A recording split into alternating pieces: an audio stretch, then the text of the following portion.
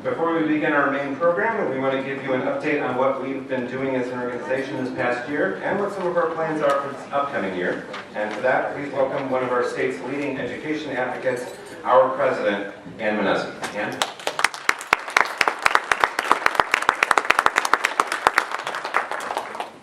Thank you and good morning. I'm going to go to the side a little bit because I'm told that the podium's a little too tall for me.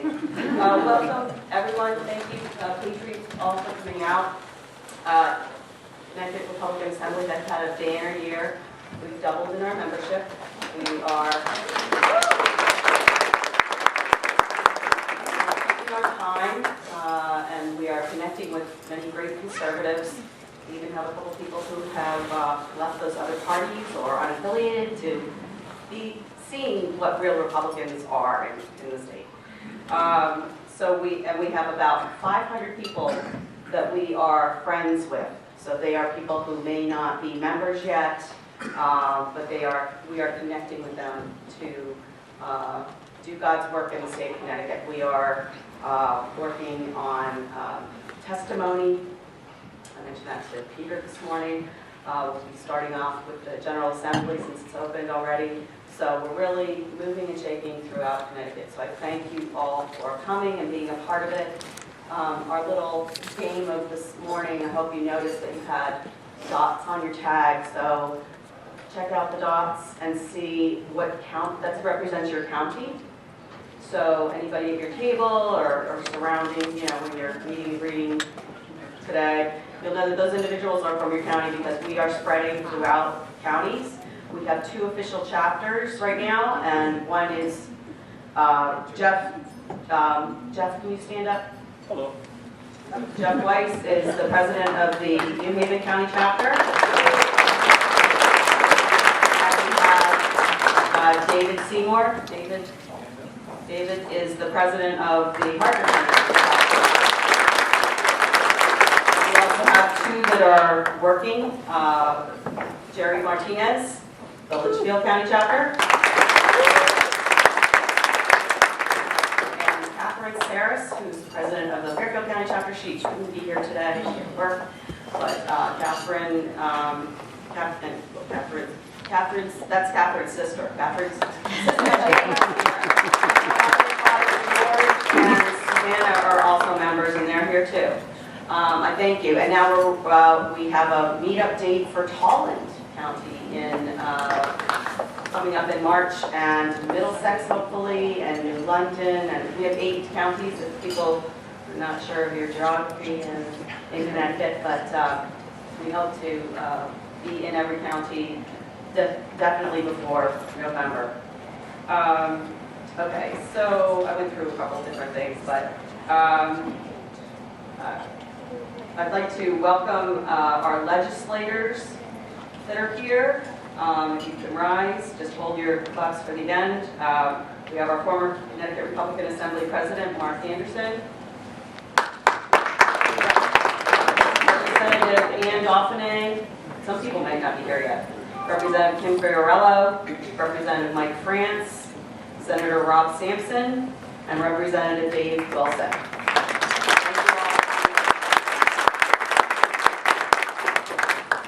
Additionally, we have people who are running for offices. At the top, we have for the Senate, Johnny Flynn, Let's go, Ann Manesi. Candidate for the 2nd Congressional District, Mike France. I can't hear it yet.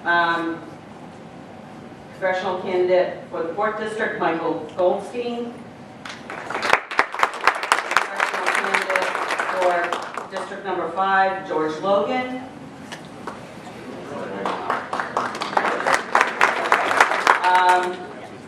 And then we have gubernatorial candidate Susan Patricelli-Reagan. And then we have Dominic Rapini, who is candidate for Secretary of State.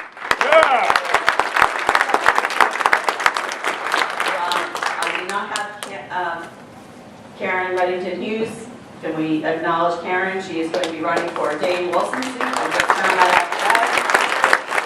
And also Kathy Hoyt, who announced her candidacy for state Senate seat George Logan's old Senate seat. I'm not sure which one that is, but it's the Hampton area. The 17th, thank you. And then we have Mr. Matt Harper, who is running for, help me out. So, know these people, and Ethan Book is running for congressional seat number 4.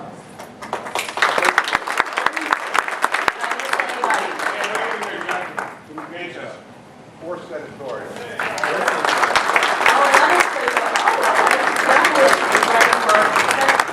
What? 4. Okay, great. So we have a lot of energy in this room of people who want to take back our state. And there are people in double outside this room. So please, we need to take back the state. Okay. Do it. Okay, and then last, I want to have Linda Caggiano-Wood come up for a second. Linda has been a godsend. She has been the chairman of the convention. Our board owes a lot of the work to her. She's going to give a little bit of Good morning. Oh, I have to stand on the side too, I'm short. It's good to see everybody here. Thank you for coming. Just a little bit of housekeeping. Everybody has found coat rackets to the right. If you want to hang your coat, there's not a lot of them here. Restrooms are directly behind us. We're going to have lunch around noon, and then we're going to watch a quick video. So if you could stay, it's an 8-minute video, and I think it's going to open a lot of people's eyes. So if you can make it through the video or stay through the video. Then we're going to have the last 2 letters, O-N, and then we're going to have our breakout sessions. So the first session is going to be the state meeting. We're going to review the bylaws. We're going to vote on the bylaws. And then the counties will break out for separate meetings, and there will be tables set up with tags on the tables for your counties. We have CTRA, the first hot off the press merchandise with our new logo on it. That's for sale. So far we just have t-shirts and sweatshirts and flags. And then we're going to open a store, an online store through Barker Specialty, where you can buy anything you want. So if you have suggestions on what you want in the store that I didn't legally sell, let me know. And I think that's it. Thank you all for being here. So I'm going to talk about the yellow baskets. Oh, right. Right. There's a basket at the end of one of the tables out here. We need your badges back, Sarah. You can take your names out, but we need the plastic. Okay, that's it. Thank you.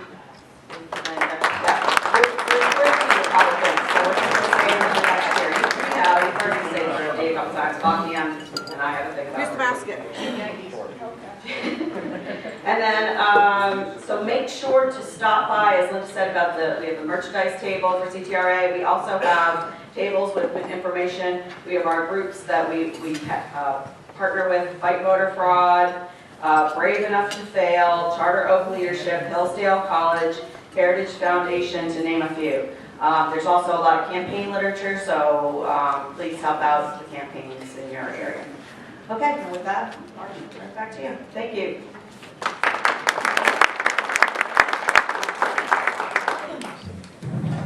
right, thank you, Ann. Lots of exciting stuff coming up, and we're going to have a couple more events that we're looking forward to this year, and some of that will give you a teaser a little bit later. So, now on to today's program. Our theme this year is a call to action.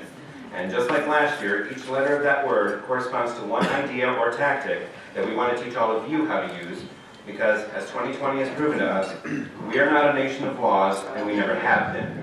We are a nation of political will, and we always will be. The answer is us, which is why we are here. The Connecticut Republican Assembly is a chapter of the National Federation of Republican Assemblies, which brands itself as the Republican wing of the Republican Party, because we place our faith in principles and not in people. We're not looking to build a big tent. That's the job of CTGOP and the RNC. We're looking to build a strong tent, capable of withstanding the political winds no matter how hard they blow against us and the truth. And right now, in 2022, they're blowing harder than they ever have toward totalitarianism.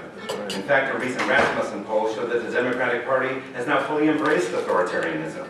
That means 2 things. One, these people are no longer interested in sharing the society with us, which means we can't share society with them if we wanted to.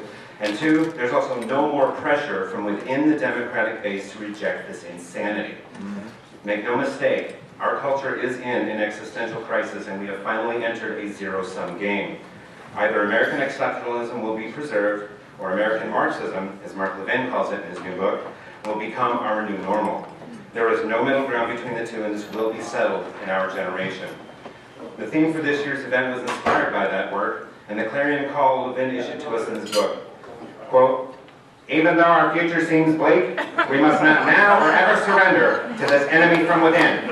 What must be understood is that the various Marxist-associated movements are constantly agitating, pressuring, threatening, overtaking, and even rioting to accomplish their ends, for which there is no effective or sustained counter-pressure or agitation. That is pushback. That must change today. The tactical actions that we will present, if taken, can help stem our nation's slide and reverse course. If American Marxism is to be defeated, and it must, the emergence of a unified patriotic front, which shares the common belief that America is worth defending, must immediately galvanize and rally to the cause. We must rise to the challenge, as did our founding fathers, because today's threat will be even harder to fight, as it now inhabits most of our institutions and menaces from within, making engagement difficult and complicated. Nonetheless, we fervently believe America as we know it will forever be lost if we do not prevail." End quote.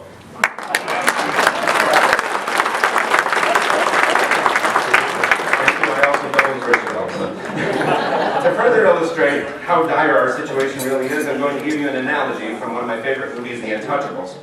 There's a scene in a church where Sean Connery's character, Sergeant Malone, asks Elliot Ness, played by Kevin Costner, a very simple yet important question. What are you prepared to do? Ness gives him a very textbook answer, to which Malone responds, and then what are you prepared to do? He goes on to explain to Ness that in order to get Capone, he's going to have to do it the Chicago way. Even though Ness still refused to go that far, Malone had faith and joined him anyway because, well, the Lord hates a coward. In 2016, the American people took a similar blood oath and put their faith in a leader as Malone did. We elected President Trump to be our Elliot Ness in our fight against the Democrats. He did to them what Ness did to Capone's operation. He hit them, and he hit them hard. As conservatives, we rejoiced, because we finally had a fighter who was willing to hit them where it hurts. Even when some Republicans were saying, "I do not approve of your methods," many others looked the other way because, frankly, they weren't from Chicago. But just as Capone refused to take the hits to his operation lying down, the Democrats hit us back, and they hit us even harder, crossing Rubicons we never thought they would cross. They are, after all, experts in the Chicago way. So where do we stand today? I believe we're at the point in the movie where Malone is bleeding out on the floor of his own apartment, handing Ness the information he needs to catch the bookkeeper who can put Capone away, and asking him while choking on his own blood, "What are you prepared to do?" This is what this year's program of Call to Action is all about. Today we're going to give you that train schedule and the roadmap so you can learn how to intercept and stop the Democrats before they get away with the crimes they've committed and before they steal our form of government away from we the people.